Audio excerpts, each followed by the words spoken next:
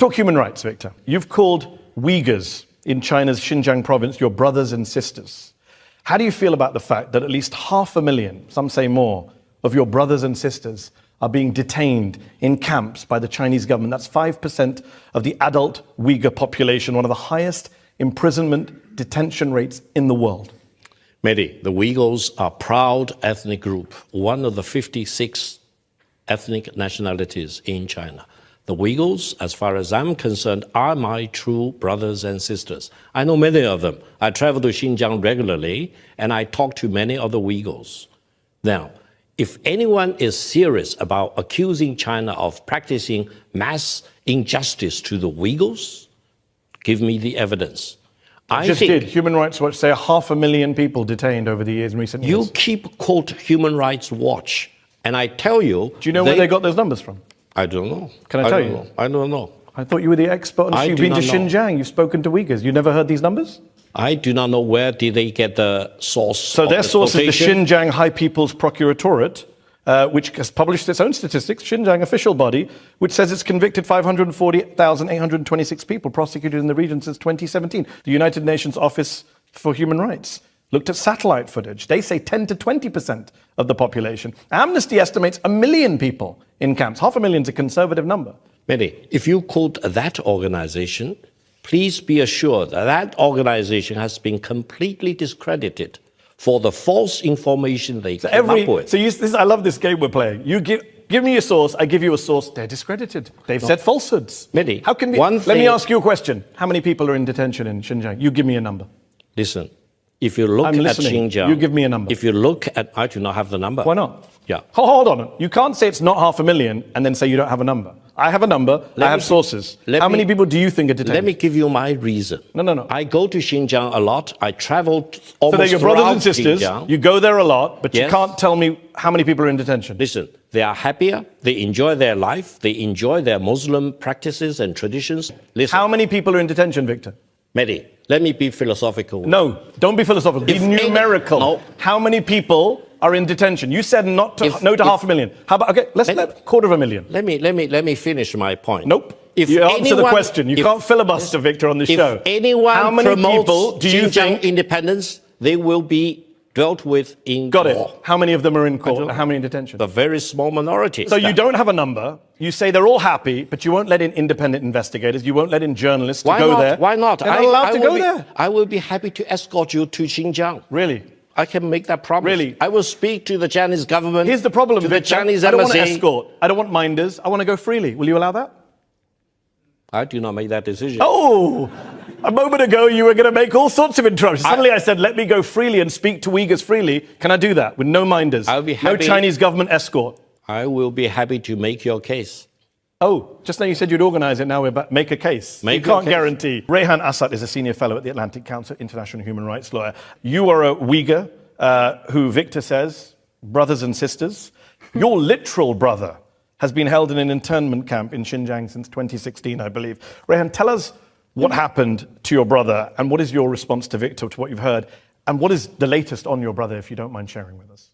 Yeah, my brother Akbar Assad is a prominent tech entrepreneur. In fact, your own media outlet called him a bright star in the tech world. Right before his detention, he was invited on a state gala dinner, and then he disappeared. How could you explain that? Mehdi, again, in China, we have about 20 Muslim ethnic groups. You need to ask one question. Why the extremism existed mostly among the Uyghur communities? Because there are extremists among the Uyghur community who want to separate Xinjiang away from China. Has your brother been convicted of any crime? Supported by CIA and other Western organizations. CIA. Okay. Rehan, that's the real truth. Hold on. Talk to the Kazakhs, they don't support. Has your brother been convicted of a crime? According to UN, there's no trial has taken place. He just forcibly disappeared. Actually, it amounts to enforced disappearance. But according to the Chinese government, he committed a crime of inciting ethnic discrimination while he is systematically oppressed. And when I challenged that decision, because under the Chinese law, if you're committed with the alleged crime, that you have 3 years sentence, but he got 15 years. How do you justify that? Then they switched the crime. So how do you even explain this is a rule of law system? You mentioned that if people are not pro-independent, then they're fine in Xinjiang. My brother by no means is pro-independent. In fact, your media outlet, CIS Daily Media, invited him to exchange information. Did he split the country when he visited Beijing? Are you okay then? with the treatment of her brother? Madam, in front of this very august body, let me make several very brief points. The real crime involved by some of the Uyghur people are agitating for Xinjiang independence. They violate the One China policy. Now, separate from that, different communities may find their own different problems which need to be sorted out in the course of law. And I hope. But her brother's been detained for 8 years. Well, I do not know the years. charge. I hope I can help you to really look at the case, at the accusation against him. Yeah, I one hope last your comment. brother is not guilty of inciting for separatism of Xinjiang. Briefly. If that is the case, then let the law take its course. Get on Well, with the your law. media He's been outlet lying. called him a model citizen who is a promoter of ethnic unity in Xinjiang. Have you been able to speak to your brother or see him? No, not at all. For 8 years, he's forcibly disappeared. Up until last month, for the first time, my parents saw him. What kind of justice system is that? You're making a mockery You're of not just the rule of detaining law. them, Victor. They're being tortured. Numerous testimonies the UN has collected. Are you okay with that? Mehdi, when you talk about torture, think about Guantanamo Bay prisons. Oh, my word. Rather than in Xinjiang. Xinjiang is a place of great peace and stability. The Then why accounts, lock the accounts, up- hold on, as a Victor, the separate accounts of country. detainees include being beaten with batons, electric batons, while strapped in a so-called tiger chair. 158 being subjected to interrogation with water poured on their faces, prolonged solitary confinement, forced to sit motionless on stools for long periods. Like this, you're okay with this? This is the proud Maybe, China? probably you are reading the case in Iraq committed by the American No, soldiers. I'm reading the UN report in August 2022 from detainees who came out of camps in Xinjiang. Your brothers and sisters, but these brothers and sisters you don't seem to give a damn about. How do you know any torture happened in Iraq out of interest? I know. How? I know for sure. How? I talked to the Iraqi ambassador in Beijing. Okay. He wept in front of me. And I'm He sure told me. Rehan's parents have wept, and you don't seem to care. And I hope you will tell your brother, be a staunch supporter of One China policy, be a proud I cannot Chinese tell him he's Uyghur, in prison. rather She than can't tell him because she can't speak to him because you Xinjiang deny away access, from Victor. China. Victor, she can't speak to him. Are you going to arrange it? Are you going to arrange a visit now? I'll be happy to help you to Oh, make wow. a phone call. There's a lot of promises being made here, guys. You should You are follow all up on this witnesses. afterwards. You are all witnesses. We are witnesses indeed. Here you have Rishi Sunak, the former Prime Minister, was called a pint-sized loser by a Labour politician. No one in China has that kind of freedom to talk about their government, to talk about President Xi Jinping in that way. You can't say anything like that. You wouldn't dare say anything like that because you know what will happen to you when you go home. You know what will happen to your family. That's what China is.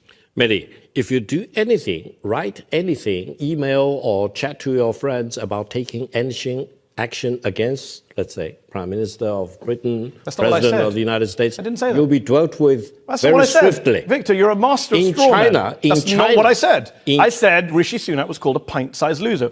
Would you call Xi Jinping a pint-sized loser? Mehdi, each country has different sensitivities. In UK, So you're admitting you can't criticize the Chinese government? No. You can criticize the government if you are positive in your attitude. You can criticize the government if you're positive. Yes. Is that the new philosophy? No, if you can come up with your You've got to come up with constructive nice insults. No. What then? Constructive advice. Constructive advice. For example, Oh, I'm loving in this. dealing with the aging population, what should be the government do? What should this governor should do? But you can't What should say they- the president's lied. He's a liar. No, you will be dealt with very swiftly in China. You cannot say that. That is the most honest thing you've said tonight. So I'll ask. I would like to ask you a question on Tibet. Tibet, after 74 years of Chinese rule, is still under lockdown.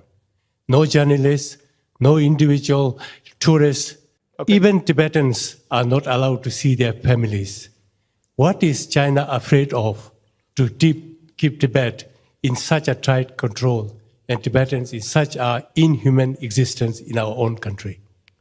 Sir, ever since the Yuan dynasty, if not even earlier, Tibet has been part of China.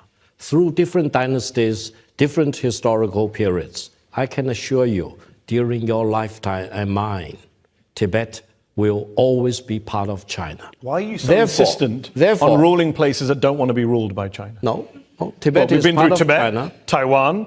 They're not happy in Xinjiang. Tibet being part of China doesn't depend on whether you like it or not. It's a megatrend of our time. A megatrend. And you need to accept that before you will feel free to go back to China, So you to don't visit Tibet.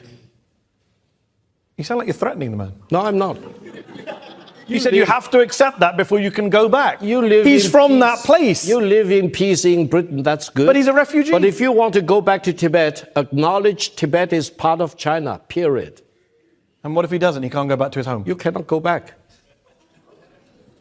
Because China doesn't want to see anyone advocating for the independence of Tibet. Why can't no China... way. That will never happen. Victor, why can't China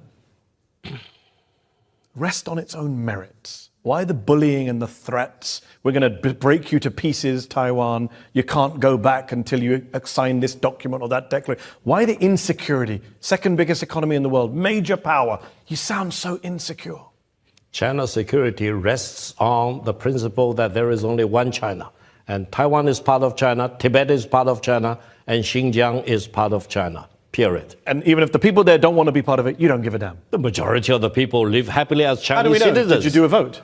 I will go with you to we're gonna, Tibet. We're going to go to Tibet and we're going to talk to Xinjiang, all the Tibetans. and possibly I also can go to Taiwan. Tibet, but the guy who's from there can't go there. You sound ludicrous when you say this stuff, I'm sorry to say. Let us go back to the audience. For many in the Uyghur diaspora, we have not been allowed contact with our families at home within the Uyghur Autonomous Region since 2017, when Chinese government started detaining more than 3 million plus Uyghurs into their high-tech surveillance concentration camps. My question to you, sir, what's the Chinese government trying to hide from us? Second, Okay. why can't we not talk freely with our families? Okay. Yet another Uyghur. So many Uyghurs, the same story, the same questions. I'm always very happy to see wherever I go a Uyghur person, because I do consider the Uyghurs as my brothers and sisters. On one condition, though. Part of me is starting to feel sorry for your actual brothers and sisters. No, I'll be honest with you. on one condition, though, Uyghurs need to acknowledge that Xinjiang is part of China. That's a big precondition. If you do not accept So that precondition, hold on. you are not my brother or sister. Hold on, so that's fine. You don't have to be brothers and sisters, but can he not talk to his family? It depends on where your family is. There are indeed Uyghur separatists who want to promote separatism of Uyghur, But what about the people who are not separatists who just disappear? Turn Xinjiang into East Turkmenistan. This will never happen. Listen to this. Call your friends to stick to the one China policy. He just wants to talk on the phone to a family member. years old. 7 years I didn't speak to my mother. I want to speak to my mother. I am British Uyghur. I want to speak to my mother. Do you understand? Literally support one China policy, support Victor. Xinjiang being part of China. Victor. Period. Do you have no heart to see this man who can't speak to his 82-year-old mother? Is she a separatist? I wish your mother is here in this hall talking to you. And Why don't you talking let to her all of go? us, So then you maybe know. she could. But then, on one condition, in China, zero tolerance of any separatist movement. An 82-year-old woman is Anyone. a threat to China.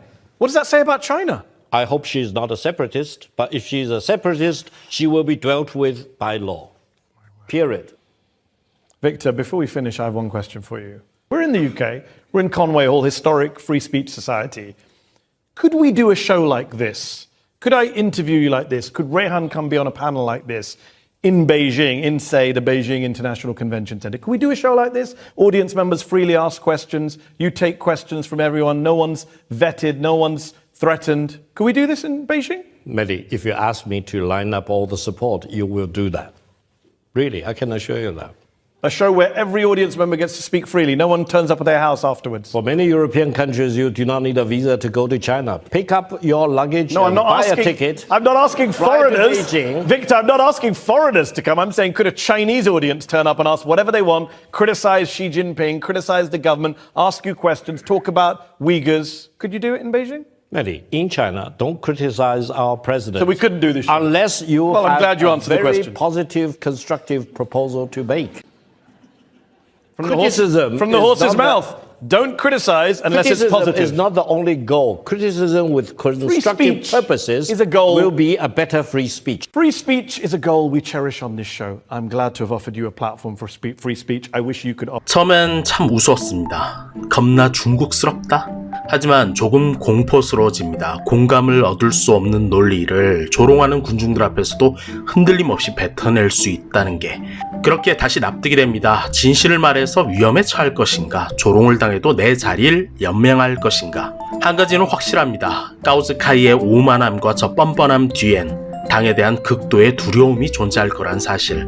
그리고 한 가지 더 확실해지죠. 이 땅과 이 땅은 절대 아름다운 여행지로만 여겨선 안 되는, 여전히 누군가에겐 통곡의 땅이란 사실. 중국 15일 무비자로 들떠있을 중국 사탕이 너무 달콤한 이들에게 하고 싶은 말입니다. 저곳에서만큼은 적당히 해라. 저기 빼앗긴 저들의 들에도 봄은 올까? 그러나 지금은 들을 빼앗겨 봄조차 빼앗기겠네.